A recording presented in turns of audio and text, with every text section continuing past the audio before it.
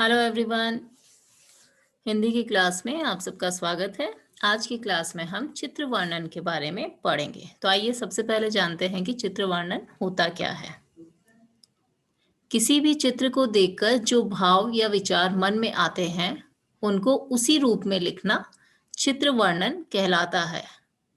इसका मतलब आप यह कह सकते हो कि दिए गए चित्र में आपको क्या नजर आ रहा है, वो जिस तरीके से आप उसे देख रहे हो उसको अपने शब्दों में लिखना। जैसे अब आप सब इस चित्र को देखिए।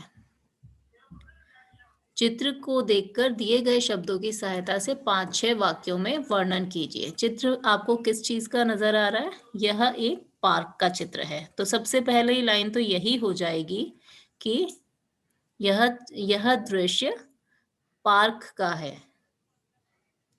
फिर इसमें कई सारे बच्चे आपको नजर आ रहे हैं। तो पार्क में बहुत सारे बच्चे खेल रहे हैं। सारे बच्चे बहुत खुश नजर आ रहे हैं।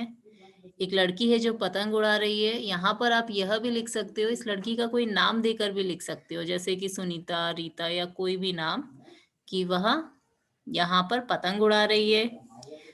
दो लड़कियां जो यहाँ पर बैठी हुई है उनको देखकर आप कह सकते हो कि रमा और सुनीता गार्डन में मिट्टी की में या रेत में बैठ के खेल रही हैं। कुछ बच्चे झूले पर झूल रहे हैं। एक लड़की फिसल पट्टी पर फिसल रही है। पास में दो लड़के फुटबॉल से खेल रहे हैं। तो यहाँ पर कुछ शब्द आपको दिए गए हैं जिसके आधार पर आप वाक्य बना सकते हो। तो इसी चित्र को आप देखिए कि किस तरीके से इसके वाक्य बनाए गए हैं। अभी जो आपको चित्र दिखाया गया था यह वही चित्र है। अब इसमें जो पहला वाक्य बनाया है यह एक बगीचे का चित्र है। क्लियर? बगीचा या पार्क आप कुछ भी लिख सकते हो, जो भी आपको समझ में आए। बगीचे में कुछ बच्चे झूले झूल रहे हैं। सरिता अपनी पतंग को ऊंचा उड़ते देख बहुत खुश हो रही है। अब यहाँ पर इस लड़की का नाम सरिता लिख दिया गया है। आप कोई भी नाम अपने हिसाब से चूज करके लिख सकते हो। फिर है अमन और रवि फुटबॉल खेलने में मस्त हैं।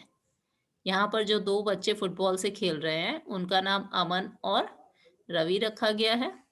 नेहा और मीरा मिट्टी के साथ कोई खेल खेल रही है।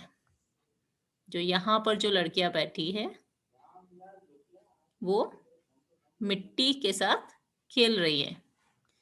फिर सीमा के हाथ में पीले रंग का गुब्बारा है। वह अपनी सहेली के साथ बगीचे में घूम रही है। यहाँ पर इन दो लड़कियों के बारे में बात हो रही है। अब आप देखो, आपको अगर 5-6 वाक्य लिखने के लिए बोला गया है तो उसमें आप और भी कई सारे वाक्य बना सकते हो। जैसे बीच में चलने के लिए रास्ता है, चारों तरफ हरियाली है, सुंदर सुंदर फूल बगीचे में लगे हुए हैं, मौसम बहुत सुहावना है। तो इस तरीके से आप कई सारे वाक्य बना सकते हैं। तो आज की क्लास में आपको सिर्फ यह बताना था कि चित्र वर्णन होता क्या है। अभी अपनी अगली आने वाली जूम क्लास में आपको बुक में दिए गए चित्र वर्णन की कुछ एक्सरसाइज कराई जाएगी। तो बच्चों, आज के लिए बस इतना ही। मिलते हैं अपनी अगली क्लास में। धन्यवाद।